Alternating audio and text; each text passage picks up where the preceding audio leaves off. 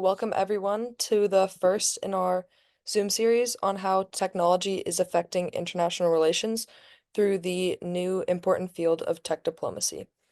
I'm Elsa Fredericks, a junior attending Redwood High School in Larkspur, California, and I have designed this Zoom series together with the Tech Diplomacy Network, including diplomats from 25 countries. We wanted to be the first test high school district. We already have students from other high schools and universities, and we are also happy to welcome people from some international organizations, including a European embassy, a Japanese trade organization, and a Pan-African group. I have to believe all of you are not just here to hear me, but rather for our amazing speaker and a true pioneer of tech diplomacy. Martin Rauchbauer is an Austrian career diplomat who was posted around the world and then became Austria's first tech envoy to Silicon Valley in 2016, setting up the very successful Open Austria tech initiative. And I'm particularly excited to have him here because he comes from the world of culture, having helped direct the Austrian Consul Forum in New York and manage a network of Austrian international language schools.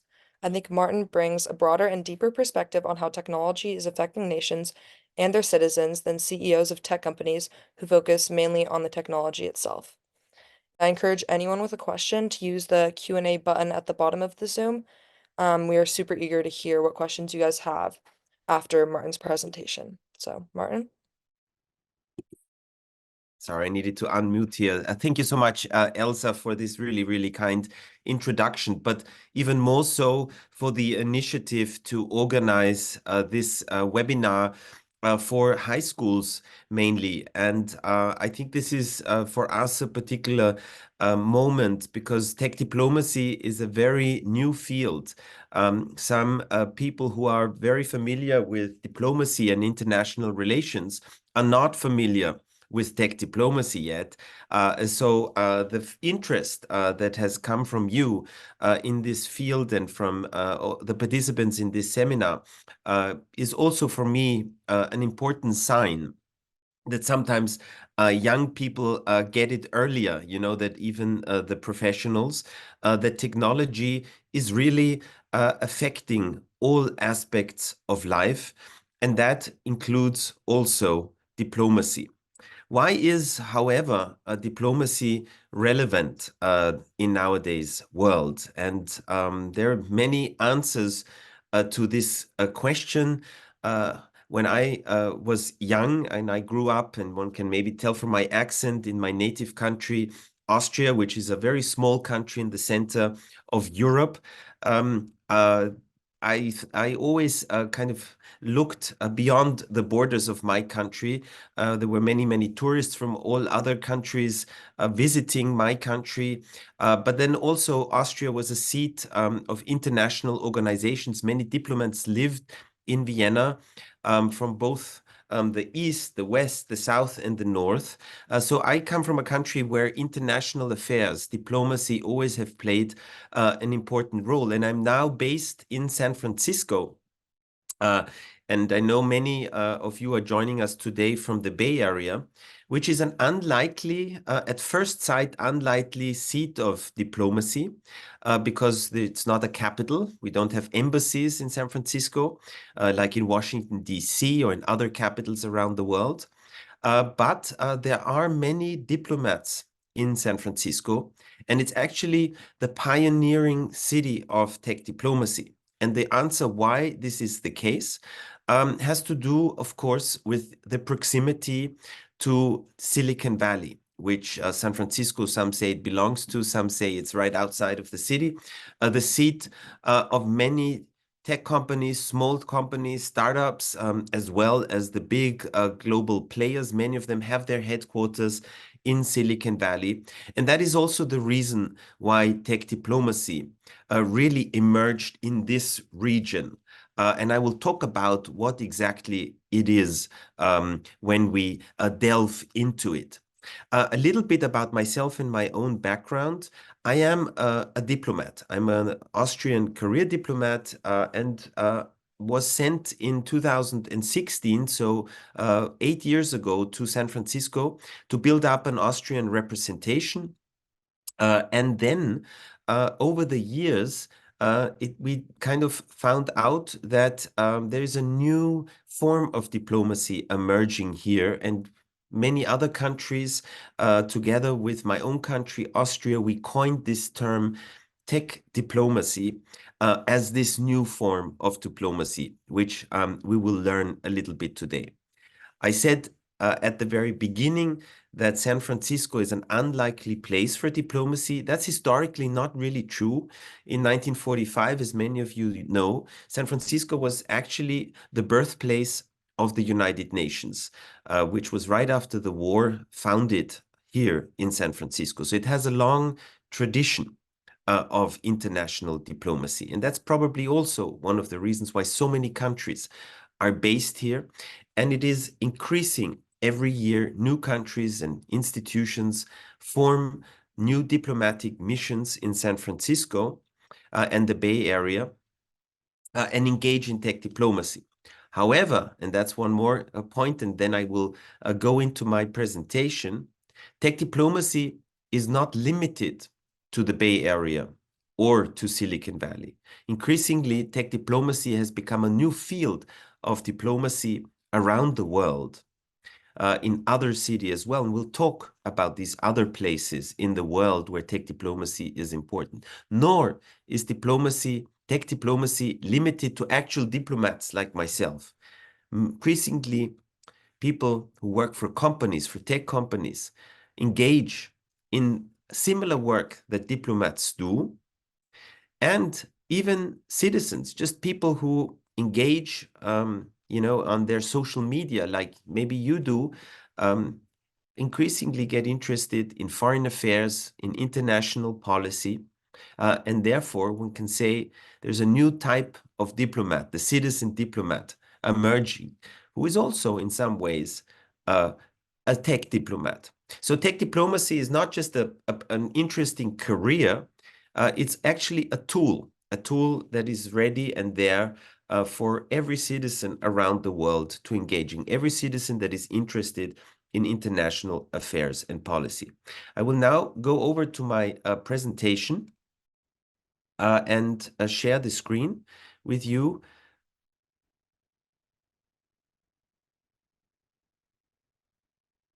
And go to my slideshow. I wanted to first start with saying that the series that we are inaugurating today with you, Elsa, on tech diplomacy, you named it a connected planet. And that is really a very important concept, because it really tells us that one of the reasons why diplomacy has become so important is that through technology, through your devices, your iPhones or your internet, your laptops, you're connected not just to the people that live close to you, but you're connected to other people in the country and in many cases to people around the world. So we're in an increasingly interconnected world. And that means that the things that other people in other countries think about, care about, matter to us more than they used to do. So we live in a connected planet, but not only the means of communications connect us, but also, unfortunately, the challenges and the problems that we face as a world, as a planet, connect us, because only through collaboration and through connectedness we will be able to solve these problems. And I'm going to talk about that in a little while. Why is tech diplomacy relevant for young people today? One of the most important, I think, solutions for some of the challenges of our planet, and when I talk about the challenges, I'm just naming some of them that have to do with diplomacies. At the moment, we have two major wars going on in the world, one of them in Ukraine and the other one in Israel and Gaza. And of course, we know that war is also sometimes caused by not knowing about the other people's realities. And so education is an important element in order to advance as a planet. And therefore, we believe that diplomacy, that is traditionally a tool for countries to avoid conflict, to negotiate solutions to conflicts, to differences in interests, needs to become a far more widespread and known practice that also citizens can engage with. So education is one of the reasons what we think that young people who want to learn about the world, who want to see what are their perspectives, diplomacy can be an interesting career perspective, can be also an interesting tool for you to engage with the rest of the world.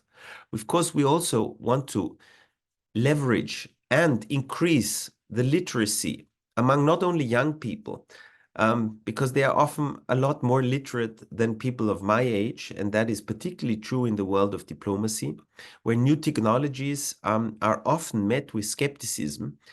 And also a lot with incompetence. A lot of people in the diplomatic world grow up with traditional forms of doing diplomacy, and new technologies, digital technologies, are often a challenge because people don't really understand them because they change so rapidly, they evolve so rapidly. So young people not only can learn, but they can also teach. And it's often the young diplomats in foreign ministries, in state departments around the world that teach the older generation how to truly understand not only how these new technologies work, but what they actually mean.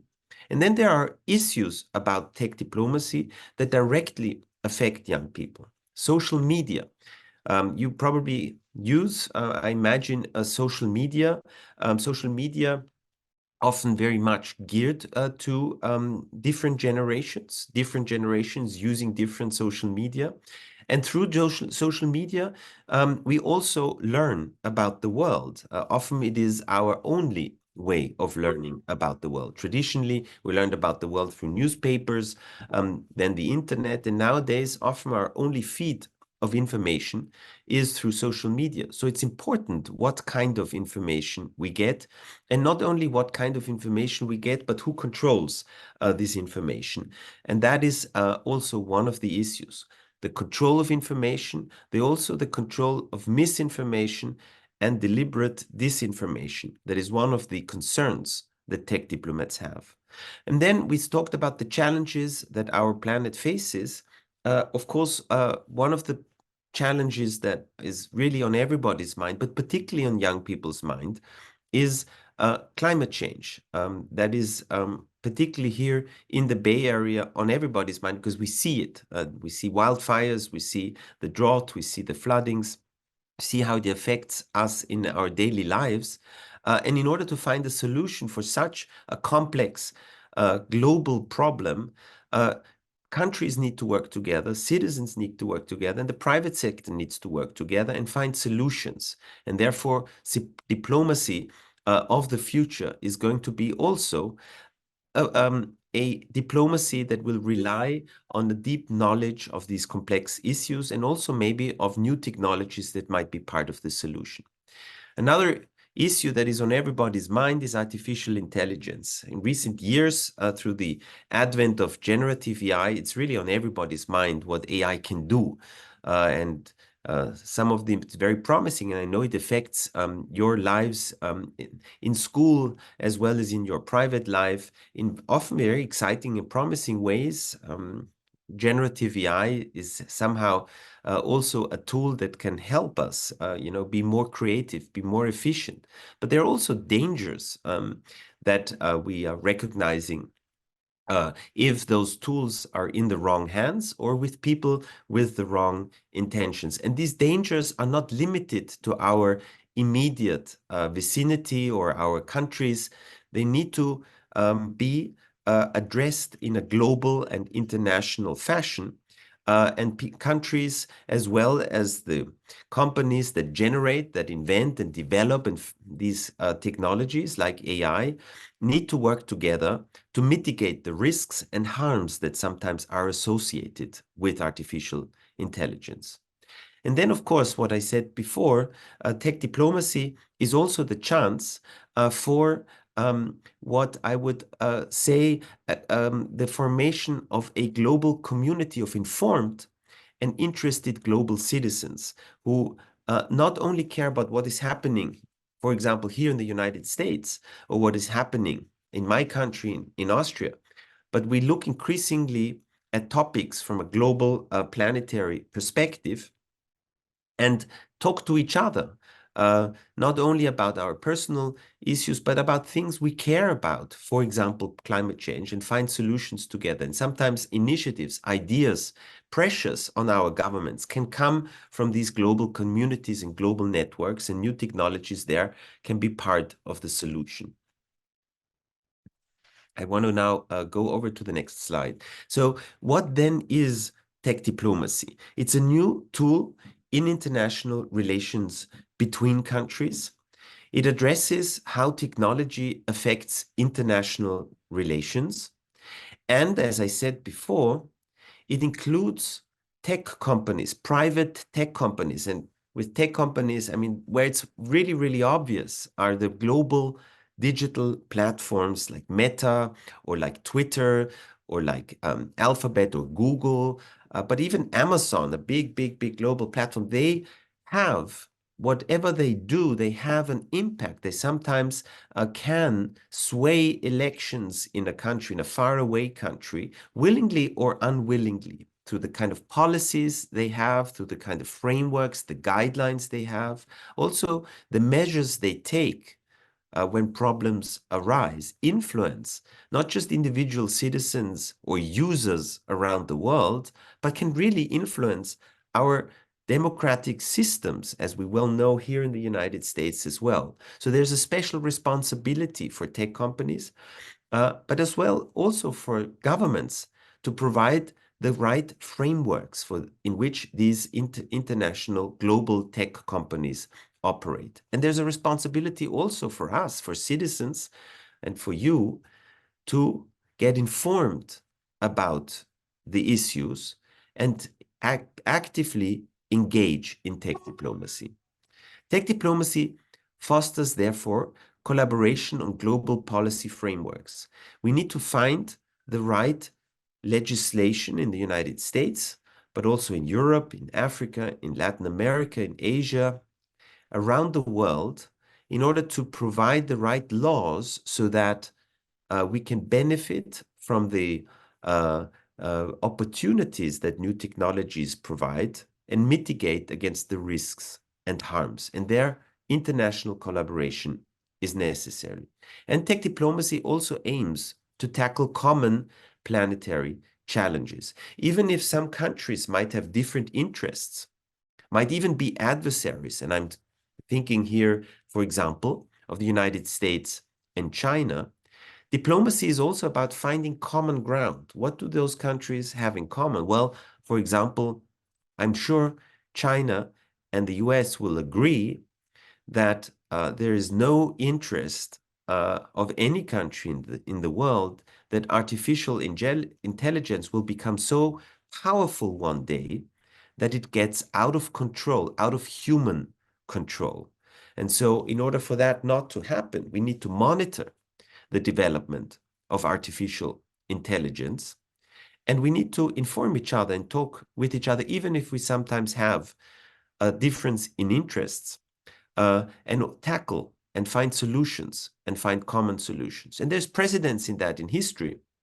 If we think, for example, of nuclear energy, which is also a very powerful technology that provides both good electricity, energy, but also the risk of harm and nuclear war, which potentially can lead to the annihilation, the destruction of our planet.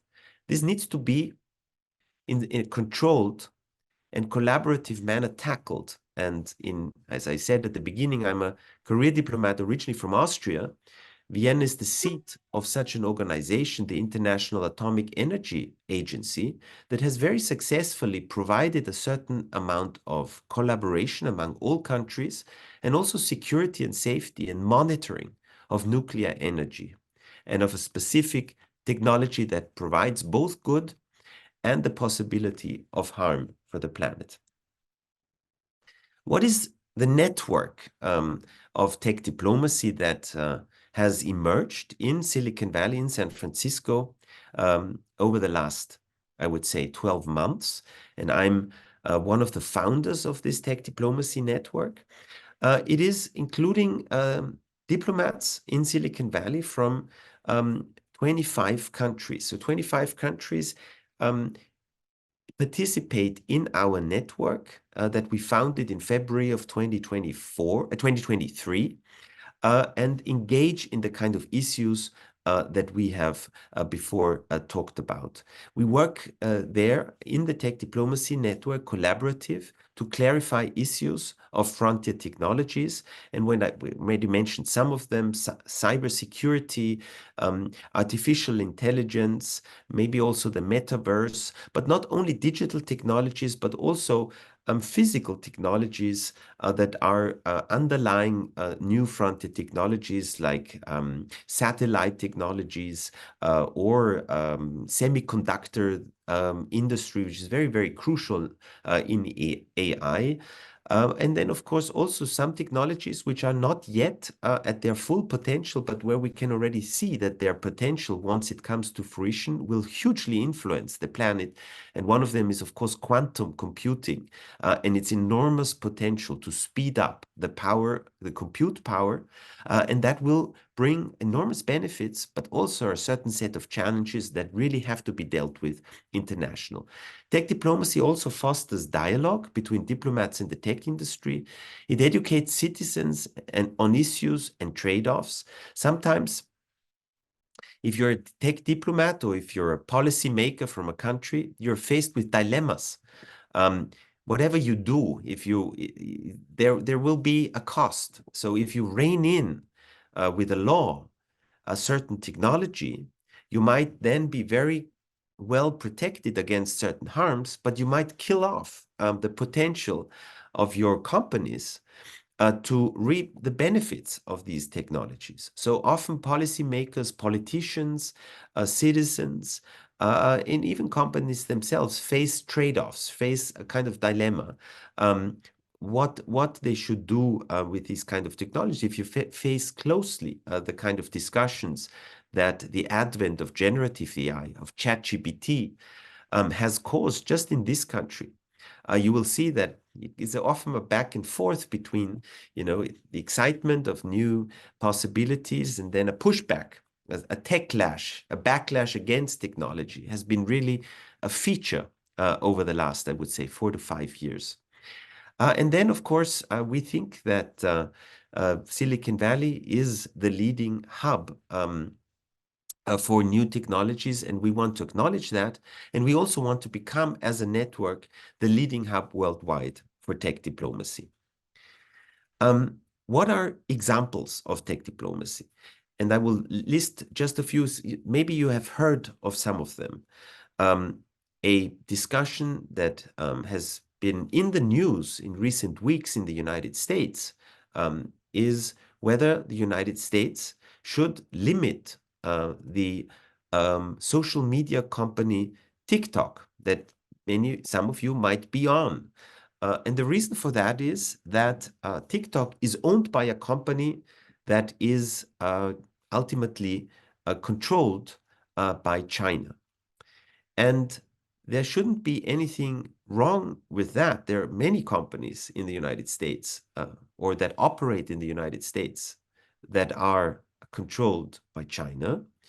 And vice versa, there are companies in China that are controlled by the United States. And that's actually usually a good thing because it enhances competition. But in the case of a big, very, very successful social media companies with 150 million users in the United States alone, the question for the United States is whether there are security and safety issues involved in TikTok, mainly the Chinese government having access to the data of the US citizens that are of concern in the United States. So there is a debate, a bipartisan debate, both Republicans and Democrats in the United States, whether TikTok should be forced to either sell TikTok to a non-Chinese owner or to withdraw from the United States. And it's very interesting because there's also pushback from many users, many young users in the United States, who say that's not good. We don't want that. We want to use TikTok. We are not in favor of this legislation. So that's an ongoing debate you're seeing, and it has already this international dimension. Should social media in general be more regulated across countries? There are many, many concerns that social media have caused in recent years. Maybe some of you have seen a few years ago the Netflix documentary, The Social Dilemma, which really showed how particularly young people can be negatively affected by social media through questions of addiction, but also kind of by the way social media sometimes influences or even controls our access to information, and therefore is particularly prone to misinformation and even disinformation of everybody, of all citizens, but young citizens in particular. So how should countries, and that's another example, engage in climate change? And I mentioned that before. Many green technologies are not yet cost effective without subsidies. The US was the largest polluter historically, and then now it is China. Developing countries have less ability to fund emissions reductions. Those are all just facts that I'm putting here in order to say that climate change can only be addressed if countries, particularly the main countries that contribute to the problem, are also going to be part of the solution and work together. They're doing it to a certain extent, but we know that these climate change discussions and the Conference of Parties, these COP talks, that they usually lead to non-binding or even binding declarations by countries, but without the active cooperation of the private tech sector and of tech companies also finding solutions for some of the climate issues, we will not reach the kind of goals that we will need in order to save our planet. So tech diplomacy will also be about technology solutions for climate change. Another issue, how to balance the promises and dangers of AI. I already talked about that. Regulations only in one country will certainly not address some of the issues, because many of the operators, the private sector operators, operate globally. And therefore, if you make a regulation in one country, you certainly do not prevent the harms from happening in other countries. Or even in your country, if people just simply, through technological means, find a way out of the legislative reach of your country. So there has to be international collaboration on regulating technologies, including artificial intelligence. Why is tech diplomacy emerging now in I would say in the early 20s of the 21st centuries? The global tech industry has emerged as a new actor in international relations. Why a new actor? Well, traditionally, the actors in international relations were largely the states, the nation states, like the United States, Austria, Italy, Brazil, Soviet Union traditionally, now Russia, China. Those were the big actors. Austria, not so big. But now increasingly, the real actors are coming from the private sector. Some of the big tech companies have a larger annual revenue than the GDP of smaller to mid-sized countries. That economic fact shows you the influence, the economic influence. And with economic influence comes political influence and comes political power. Some of the tech companies have. And of course, they influence, therefore, international relations and foreign policy. Technological and digital transformation has impact on our values, institutions, and norms, and on the geopolitical landscape. In some ways, new technologies, they provide opportunities for many people around the world. They provide opportunities for solutions, but they also challenge the current political and geopolitical landscape and reshape it. Whatever country has an advantage in these new technologies will become more powerful. In Silicon Valley, tech diplomacy has emerged as a field for practitioners representing government, civil society, and global tech companies. Governments need to collaborate with each other and the private sector in shaping a global governance framework for frontier technologies such as AI or quantum computing. So what are traditional diplomatic approaches? And I'm starting here in the Bay Area. Traditionally, we had in the Bay Area professional consulate generals and honorary consulates that were in some ways largely looking after either their citizens' consular issues. So let's say I'm a French citizen and I live in the San Francisco Bay Area and I need a new passport. Well, then I go to my consulate general and I apply for a new French passport. Or I have any kind of serious problem where I need to connect with my home country, France, and the consulate general helps its citizens abroad. So that's a traditional consular work that we see all over the world.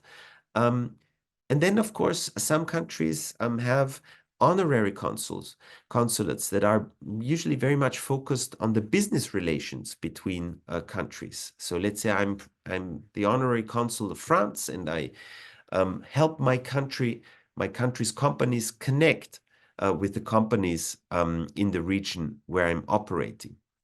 And the examples for such traditional diplomatic approaches are United Kingdom, Canada, Netherlands, Germany, Italy, Japan, China, Russia. Russia had to leave the San Francisco Bay Area in 2007 after a dispute between Russia and the United States. But all these other countries have traditional consulate generals in San Francisco, but they all of those countries that I mentioned engage in some way or the other in tech diplomacy. There are other newer models of how to conduct tech diplomacy. I'm mentioning here SwissNex, which was founded in 2003. They were kind of one of the pioneers, and they also founded their first SwissNex. So this is an office by the Swiss government, and their first office was founded here in San Francisco. They developed a very unique model. They didn't call it tech diplomacy, but they also engage together with the Consulate General of Switzerland that is present here in San Francisco as well in tech diplomacy in Silicon Valley. What makes diplomacy special in Silicon Valley? Well, first of all, that tech companies increasingly, and I mentioned that before, act like nation states. Also, technological advancements affect international affairs, but also that here in the Bay Area, we are very, very close to the capital of the fifth largest economy in the world, which is California. And so what Sacramento, the capital of California, regulates has implications far beyond California and even sometimes beyond the United States. So California is an important regulator of technology and a standard setter for the US and the rest of the world. Old technologies and new technologies. California was a trendsetter when it came to environmental practices in the car industry. And of course, now California has set a number of new legislative initiatives when it comes to, for example, digital privacy that have become an international model and standard. And then, of course, why are diplomats here in Silicon Valley?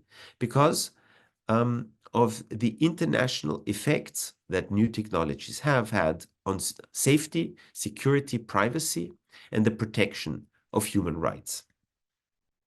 What do governments, like my own government, when I was the official representative of Austria in Silicon Valley, hope to gain in Silicon Valley?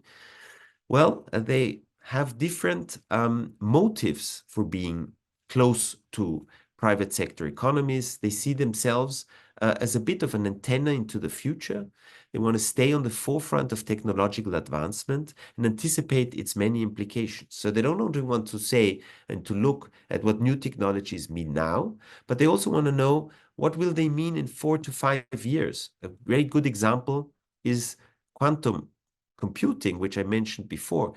At the moment, the effects of quantum computing cannot really be seen, but we can predict that once they work, that they will radically change, for example, the field of cybersecurity. Also, dialogue between the tech industry and governments. Governments send representatives to lobby for their interests to global policy. No, I'm sorry, private sector companies at the moment send representatives to lobby for their interests to global policy hubs, to political centers of influence. And this tech diplomacy is a little bit the opposite. So to put it kind of in a simplified way, tech diplomats are the lobbyists of governments in the private sector. We kind of advocate for the interests of our citizens, not just our governments, but our citizens, in the center of decision-making of tech companies. And of course, also governments develop and inform policy and regulatory frameworks together. What is the tech diplomacy scope? And this is a bit of a definition. So when you get out of this seminar, what does actually tech diplomacy mean?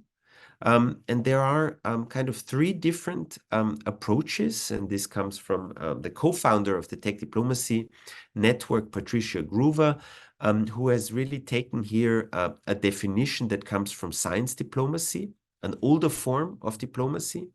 And she defines tech diplomacy as having kind of three different aspects. It's on the one hand, diplomacy for technology, so that is diplomacy that facilitates international cooperation in order to advance technology and innovation. Then there is tech for diplomacy. That means technological cooperation can improve international relations. That is also, for example, when technologists from the United States and technologists from China talk to each other and therefore bring the countries closer together. So sometimes technologists can be diplomats and bring by their common interests in technological advancements countries together. And then, of course, there is the actual new form of tech diplomacy, diplomacy with tech. Governments engage with tech companies and civil society in a multi-stakeholder approach to safeguard responsible policies and regulations that support democratic values, human rights, and ensure a safe technological future for all. So that's kind of the newest form of technology diplomacy. And this is the definition we operate with at the Tech Diplomacy Network. What are the broad range of digital topics?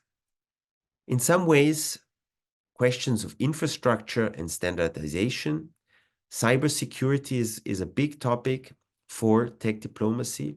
Economic development, human rights, and there I'm talking about digital human rights. And what are kind of human rights? There are basically what we in the United States call civil rights, but on an internationally recognized level. The United Nations Covenant on Human Rights is the basis of how international human rights are defined and recognized universally around the world. And of course, we are talking here about freedoms of expression, but also privacy is one of those human rights and many more.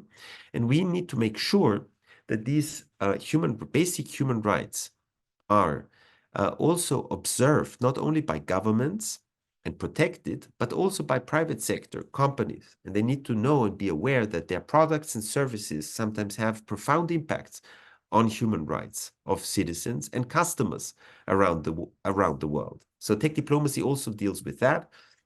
And through several initiatives, one of which I was engaged with, like the Freedom Online Coalition, really monitors and looks at human rights impact of new technologies.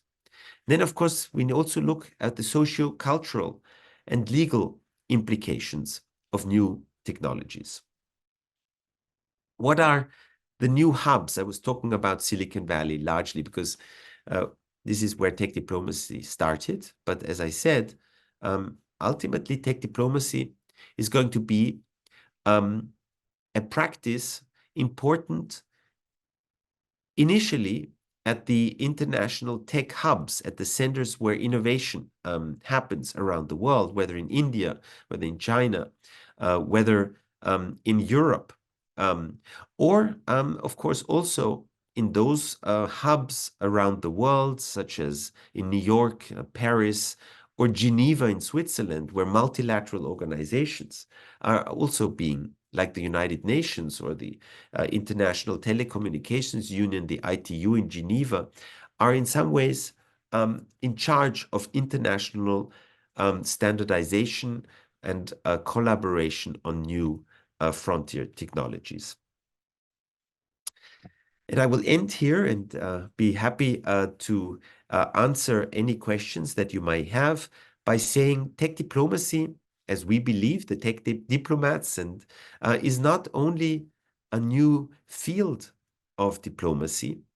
We think it's such an all-encompassing, important new development in international affairs that maybe soon we will drop the word tech and simply say this is, in fact, what diplomacy of the future has become.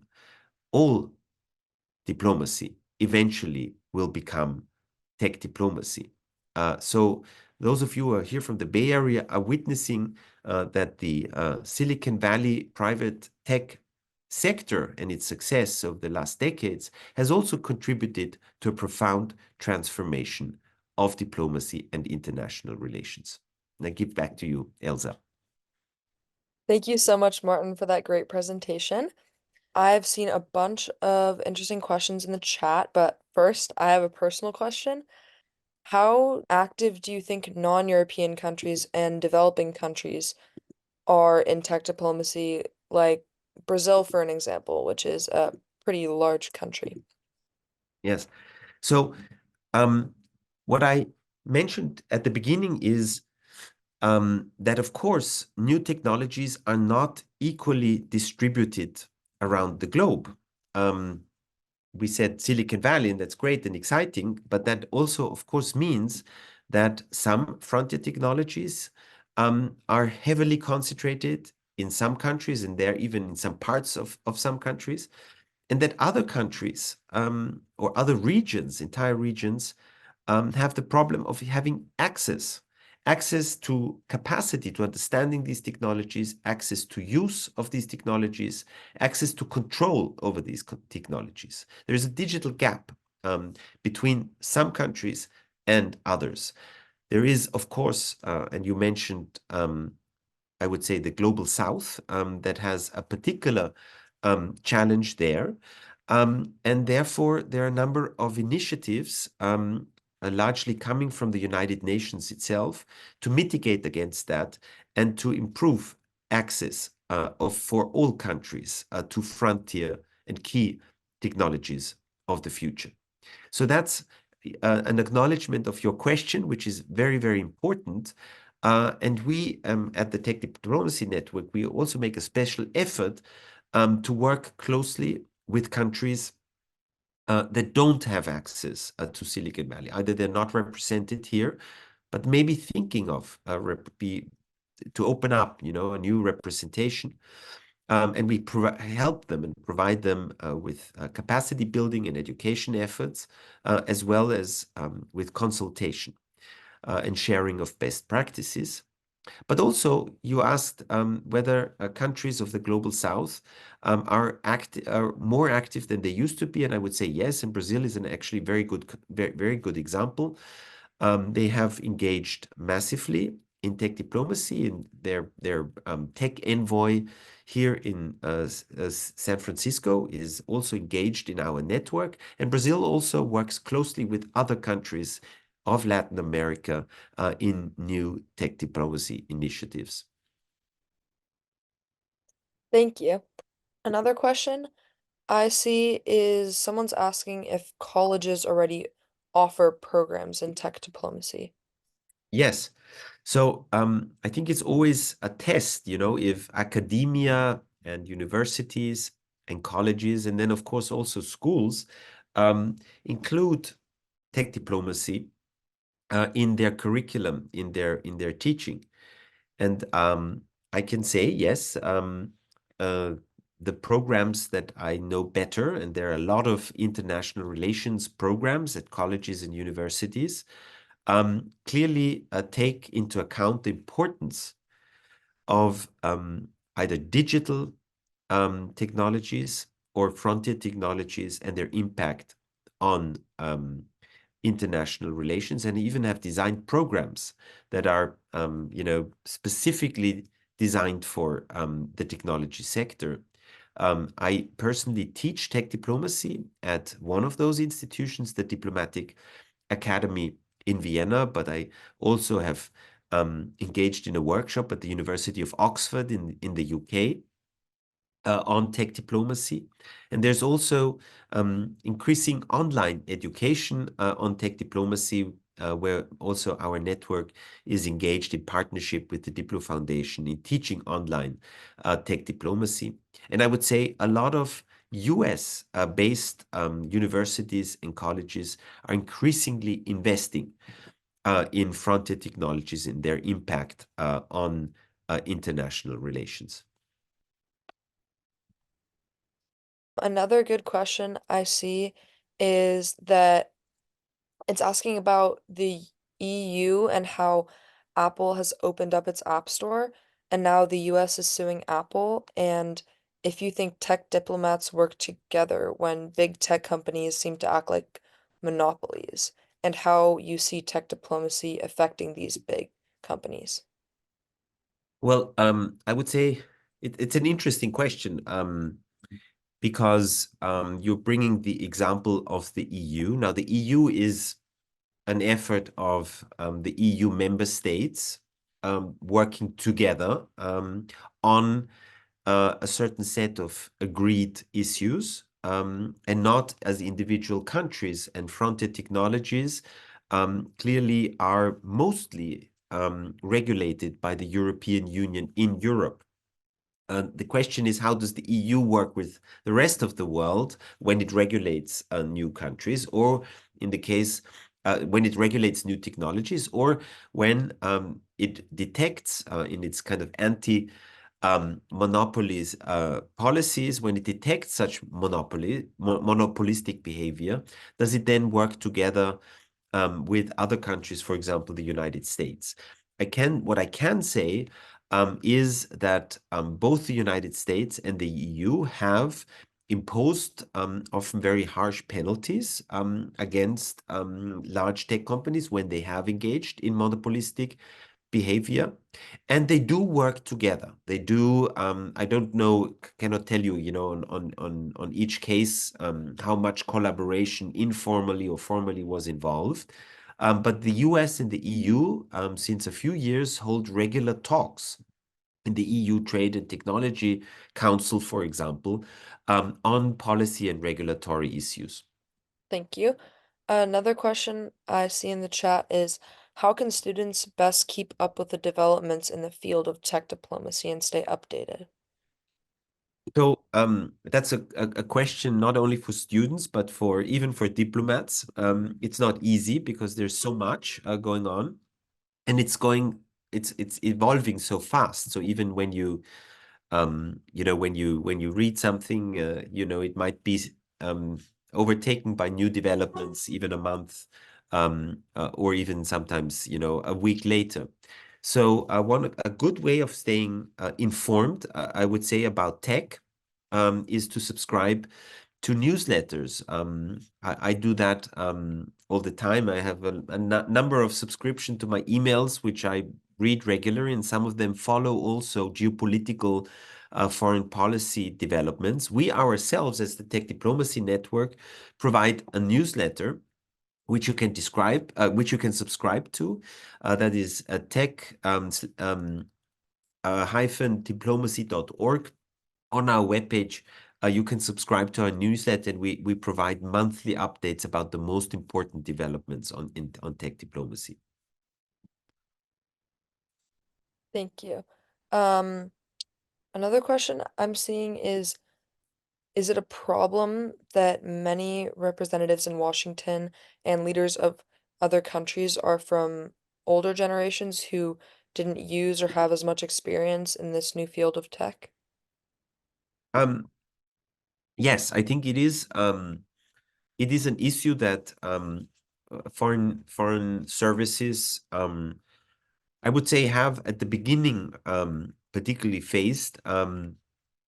I would say 6, 7 years ago, new technologies were largely seen as a tool in foreign policy. Like, you need to be able to use your social media accounts well. That was something that was very, very early on for diplomats realized that this was an essential part of diplomacy to use social media. But how new technologies essentially transform almost every aspect of diplomacy, this is something, a very recent awareness. And of course, you need to also a little bit understand how new technologies work. And the understanding level, the level of, I don't want to generalize and say that, the older the people, the diplomats, the less they understand. But yes, there is a generational gap. Um, and of course, sometimes this can be mitigated, and many foreign services now have programs for their also mid-career senior level diplomats to update their knowledge about, I would say, tech diplomacy. Okay. The next question I've picked is, are you personally optimistic or pessimistic about the implications and future of AI? That's a very interesting point. My So when generative AI became very, very prevalent, I would say at the beginning of last year, with ChatGPT becoming really very, very widespread, and OpenAI becoming a very short time a real global force. There were a lot of very pessimistic voices, and even an initiative by technologists, including Elon Musk, I think, if I remember correctly, who argued and advocated for a ban on AI, on certain AI technologies, because it was kind of threatening the very survival of humankind. Um, I believe in the resilience of humanity, and I think um, sometimes we are too optimistic, and then we swing back and become a bit too pessimistic. I think one has to, with all technologies, has to take a balanced and calm approach. If you look at, for example, healthcare, and look at any kind of pharmaceutical medication that people take in order to improve a health condition, these medications are for good reason heavily regulated, because they provide benefits. They can heal you, they can make you feel better, they can be essential for your survival, but they can also, if they, are not carefully studied over a longer period of time, lead to unintended consequences, harms, or even be ineffective and not have the promised effects. So this is why the healthcare sector is heavily regulated. With the AI and the tech sector, we started out with almost no regulation or self-regulation, left the regulatory part up to the private sector, and are now in a phase where where countries heavily regulate, and we might sometimes also exaggerate there and quelch some of the opportunities of new technologies. So I would say I'm not an optimist and not a pessimist, I'm a realist. I think we have time for one more question, being what other organizations does your tech diplomacy network work with? We work with the Diplo Foundation that I already mentioned, which is based in Geneva. We work with the World Economic Forum, that's based in Geneva, but has offices around the world, including in San Francisco. We work also with a think tank in Los Angeles, the Berggruen Institute, and we work with the industry here, as well as an industry representation, the Bay Area Economic Council, and many more partners in academia on a project based, but I would say those are our main partners. Thank you so much for answering all those questions. I wish we could get to more, but thank you everyone for coming, and you should look for an email with the registration links to our next two Zooms, being climate change and then diving deeper into AI. Thank you. Thank you so much, Elsa. And thank you so much, everybody who attended this webinar.